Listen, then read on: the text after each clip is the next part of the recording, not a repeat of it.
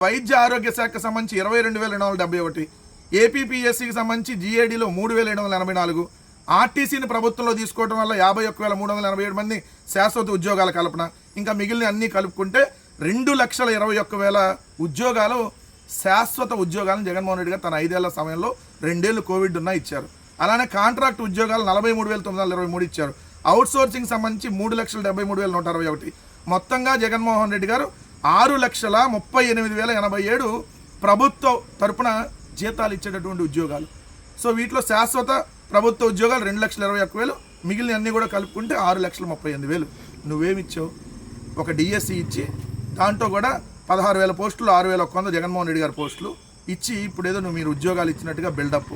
జగన్ గారు 1998 డిఎస్సిలో 4,059 పోస్టుల్ని ఉద్యోగాల్లో తీసుకున్నారు.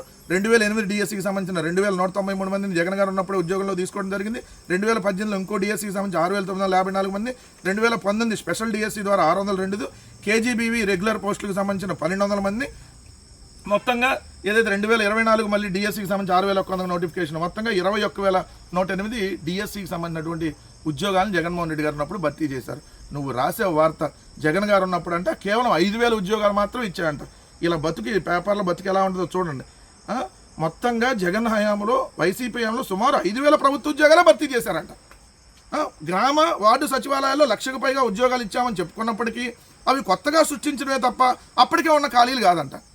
కొత్తగా సృష్టించిన ఈ ప్రభుత్వ ఉద్యోగాలేగా. ఇక కడుపుకి అన్నం తిని రాస్తే ఇట్లాంటి వార్తలు ఎందుకు రాస్తావు?